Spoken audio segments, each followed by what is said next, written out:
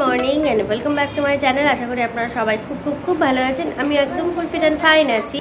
আজকে শুক্রবার আর এখন সকাল মোটামুটি 8:45 বাজে। আমরা সবাই একসাথে এখন চা নিয়ে বসেছি। তো এই ব্রেকফাস্ট করছি।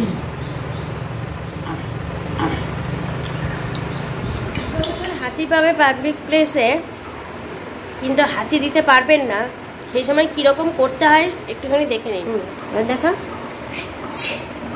হ্যাঁ কেন এরকম করতে হবে, কেন আরেকবার দেখা একটু। ঠিক আছে, তো ওই এখন পড়তে আসলো, পড়তে এসে পিকুকে শেখাচ্ছিল যদি না দিতে পারিস তখন এরকম করবি। সেজন্য আমি এটা একটুখানি ক্যামেরাবন্দি করে রাখলাম, আপনাদের সঙ্গে ওটা শেয়ার করে নিলাম। আপনারাও শিখে নিলেন, আমিও একটু শিখে নিলাম। ঠিক আছে, হাঁচি দেওয়া তো শিখে নিলেন, এবার আমি একটু ওদের পড়াশোনা শিখিয়ে নিই, তারপরে অন্যান্য কাজ আছে।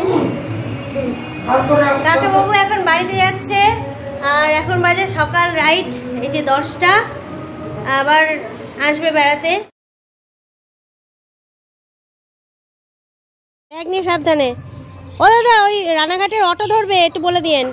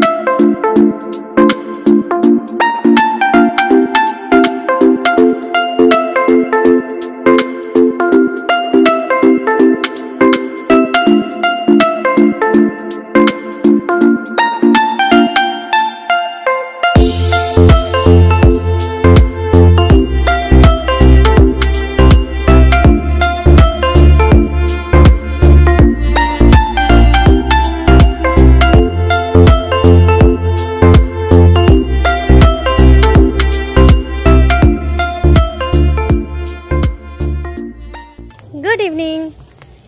এই যে পড়াশোনা কমপ্লিট হয়ে গেছে, এখন বাড়ির দিকে যাচ্ছি। মেইন রাস্তায় উঠে তারপরে টোটো উঠতে হবে। দুপুরবেলায় আজকে আমি কোনো রকম রান্নাবান্না শেয়ার করতে পারিনি, তার কারণ হচ্ছে আমি কোনো রকম রান্নাবান্না করিনি।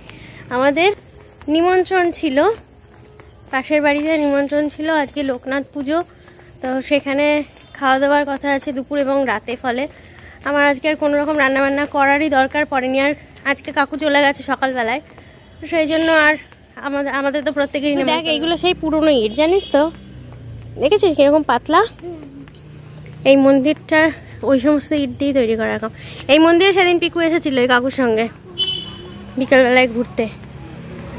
এই যে আজকে এখানে কেউ নেই, সেদিনকে অনেক লোক আড্ডা দিচ্ছিল। ঠাকুর কিন্তু ঘুমিয়ে পড়েছে, এখন কিন্তু ঘন্টা বাজানো যাবে না।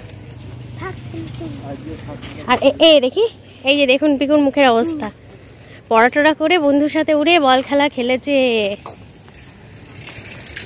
এমন খেলাধুলোর অবস্থা, চিৎকার চেঁচামেচিতে আমারই কান ফেটে যাচ্ছিল। তখন বললাম চল বাড়ি চল। কুইক চিল নিয়ে আসলাম একটা স্প্রাইট, অনেকদিন খাই না, রাত্রিবেলায় খাবো। কিন্তু বাইরে একটা ফুরফুরে ফুরফুরে হাওয়া আছে, ভালো লাগছে বেশ। বাইরে বেরোলে হাওয়া লাগছে, মানে নর্মাল একটা বেশ সুন্দর হাওয়া। ঘরের বাইরেই ভালো লাগছে, ঘরের মধ্যে ঢুকলে যেন গরম। যাই হোক, আর করবো, ঘরেতে আসতেই হবে, বাড়িতে তো আসতেই হবে, রাস্তায় তো বুঝলে হবে না। আমি এখন আর ড্রেসটা চেঞ্জ করবো না, এটা পরেই চলে যাবো। হ্যাঁ, পাশের বাড়ির নিমন্ত্রণ হলে ছুটি রয়েছে, বললাম ওই লোকনাথ পুজোর, এই জামা পরে চলে যাবো। খেয়ে তারপরে ঘরে এসে একটুখানি গা হাত পা ধুয়ে তারপরে আবার নাইটি করবো। এই নুডলসটা নিয়ে আসলাম, মিস্টার নুডলস। এটা এখনো ট্রাই করা হয়নি, এটা ট্রাই আমি ট্রাই করেছি। কবে? আমার মনে পড়ছে না, এটা না, মিস্টার নুডলস হয়নি এখন আমাদের ট্রাই করা। এটা নিয়ে আসলাম, স্প্রাইট নিলাম, তো দেখলাম এটা আমার তো ট্রাই করা হয়নি। এটা একটুখানি দেখি, রাত্রিবেলা এটা স্প্রাইট। ও রাতে তোমার ডিনার এটা?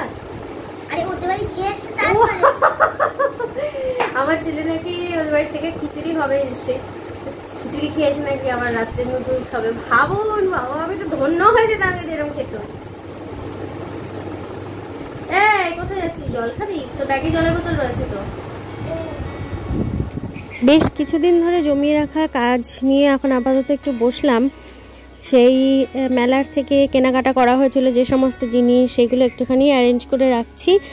আর এখানে দেখুন আমি কীরকম বক্সের মধ্যে করে বাসনগুলো গোছাচ্ছি। তার একটা বিশেষ কারণ হলো, বক্সের মধ্যে করে যদি রাখা হয় তাহলে কাচের পাত্র বলুন বা কাপ, এই সমস্ত জিনিসগুলো খুব একটা চোট লাগে না বা ভাঙে না। একই জায়গায় অনেকগুলো বাসন পরপর আমি রাখতে পারি। যেহেতু আমার জায়গা এখানে কম আছে, সেই জন্য এইভাবে সাজিয়ে নিচ্ছি, এতে আমার জিনিসগুলো ভাঙে না।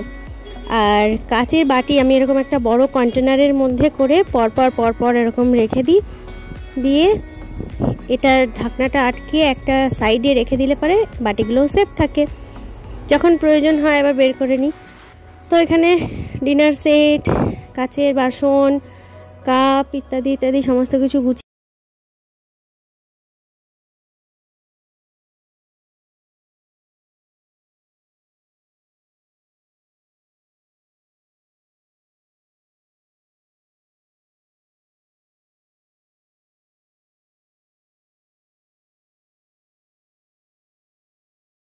শান্তিই খাওয়া। হ্যাঁ, আর হচ্ছে আমাদের রাত্রিবেলা খাওয়া দাওয়া হয়ে গেছে। পাশের বাড়ি পুজো ছিল, ওখান থেকে খিচুড়ি টিচুড়ি খেয়েছি। আর ঝাল কম হয়েছে, পিকু খেতে পেরেছে। খিচুড়ির সাথে ঘ্যাট ছিল, চাটনি ছিল। ওটা ল্যাংড়া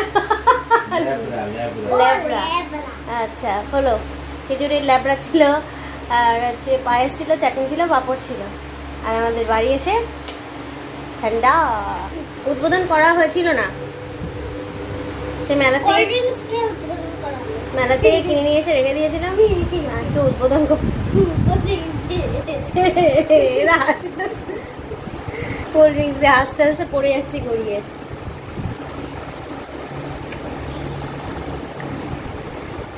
The next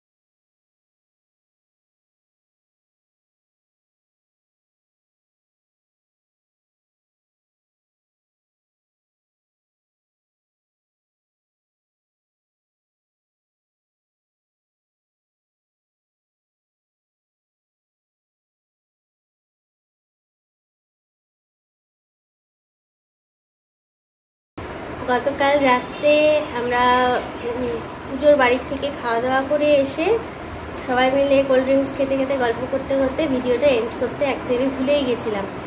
তো সকালবেলায় হঠাৎ করে মনে পড়েছে যে আপনাদেরকে তো টাটা করে আমি ভিডিও এন্ড করিনি, তো সেই জন্য এখন আবার ক্যামেরা খুললাম।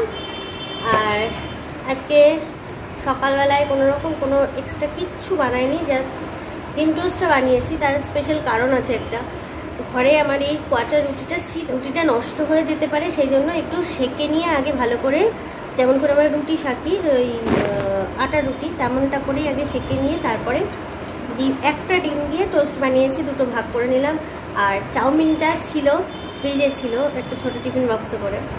আর কেকটা হচ্ছে এখানে আরও 2 পিস ছিল, গতকাল রাতে আমি খেয়েছি। কেকটা হলো আমার হাজব্যান্ডের এক বন্ধুর গতকাল বিবাহবার্ষিকী ছিল, তো সেই জন্য কেকটা কাটা হয়েছিল তাদের বাড়িতে। তো আমার ছেলের জন্য আবার পাঠিয়ে দিয়েছিল খানিকটা কেক। তো এই বক্সটা পুরো ভরা ছিল। পিকু 1 পিস খেয়েছিল, আমিও 1 পিস খেয়েছিলাম, এখনও রয়েছে।